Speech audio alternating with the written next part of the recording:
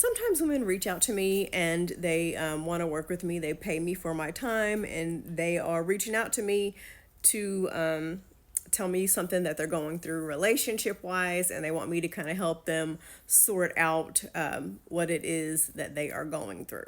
I always get permission from them in case I want to use their story as a teaching moment. Of course, I keep them anonymous. So in this particular situation, I want to talk about how love is not enough. We can totally have a discussion about how we live in a capitalist society where there are greedy people in the government and in CEO positions at businesses, and they just want to take our money and raise the prices, and they're looking out for themselves. And people are actively trying to make change to get the right people in office and to call out these companies. But unfortunately, in the meantime, you need money. Now, the particular woman that I'm going to discuss in this video, we're going to call her Mary.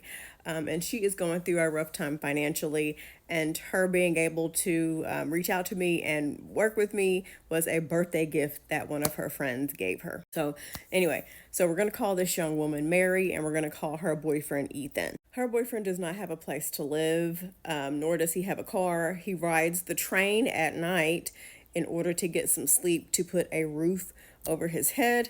Mary lives with her aunt. Her aunt is also struggling financially. All of these people are struggling because of poor financial decisions. Mary reached out to me because she is at the point where sometimes she has to call out of work because she can't afford the gas money that it will take for her to get to work. She has to borrow money to get the things she needs for the 2-year-old child that her and her boyfriend have together. Mary has to pay for everything concerning this child. Her and her boyfriend are engaged, and she purchased the engagement ring. On top of her doing all of this, he is also not a good person to her. But at the end of the day, she wants to marry him, one, to do the right thing because she's very religious and she wants to have a family and a 2-parent household with no house, and because she loves him and sees the good in him. And I just want to say a couple things. I have raised 2 children on my own. I left my abusive ex-husband in 2008, and I had literally had to build my life from the ground up. And I'm going to tell you right now, love is not enough. I don't care how many times I marched into the leasing office and cried and told them how much I love my kids. They would still evict me if I didn't have the money to pay them. If I called the utility company, as a matter of fact, there was one time when I called the utility company and I was crying because my kids need lights.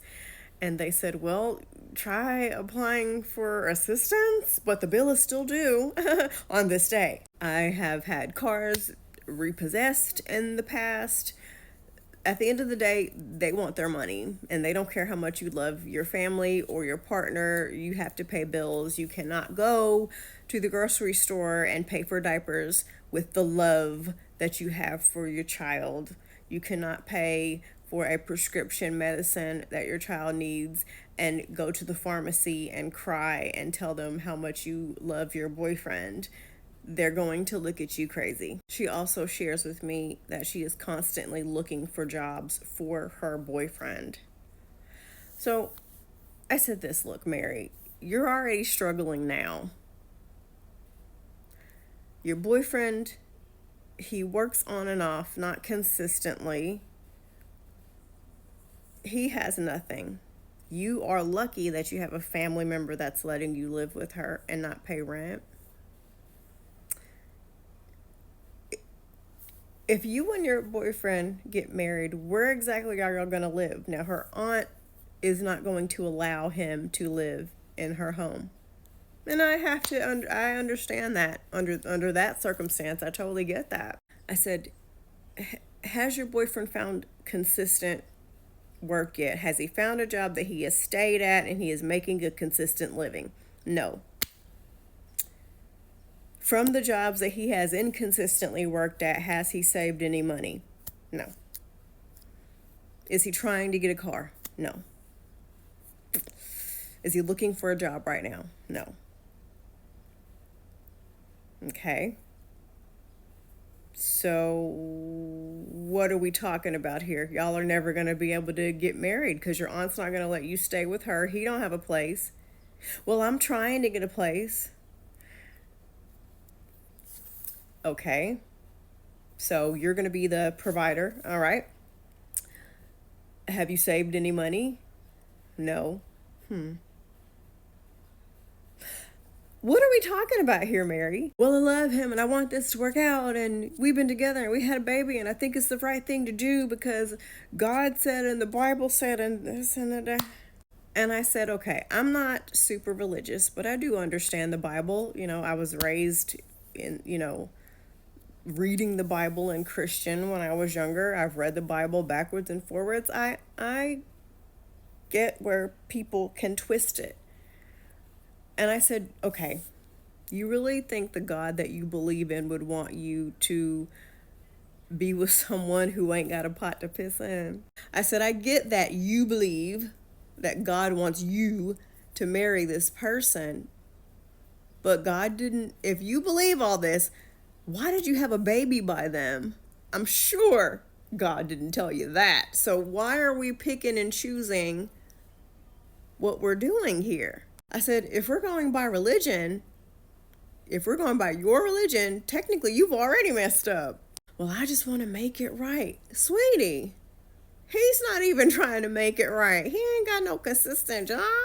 He's not even trying. And he treats you like crap on top of that. I said, the best thing that you can do right now while you're living at your aunt's house is tell that man to go to hell, get on a parenting plan, whatever you got to do, and you focus on getting your life together. I am so tired of women out here dating and your life is in shambles. This message isn't just for Mary. This is for all of y'all. You have no business dating anybody. And I'm not talking about, if you're a high schooler or a teenager or something like that, or if you're in college, you're young, you're still learning. I'm gonna say, once you get a certain age, you ain't got no business to be out here dating. Don't tell me nothing about love. Get your credit together. Get your finances in order. Get some money saved. Dating when you ain't got nothing is the worst thing you can do, because now you're out here looking for somebody who's going to help you pay the bills, and you'd be willing to take anybody so you can get that help.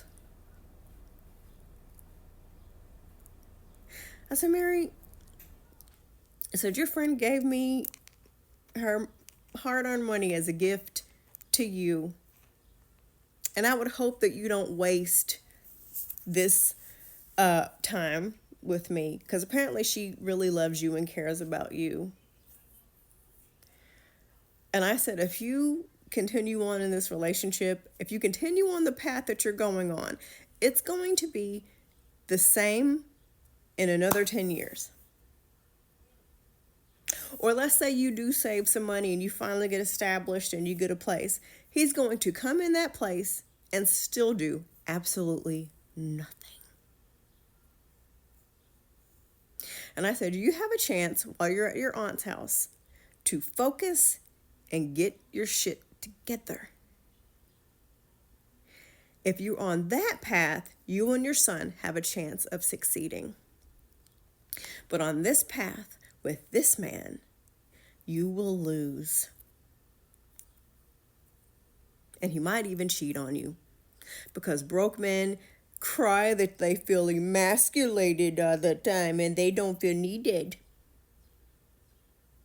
So I said, you have two choices.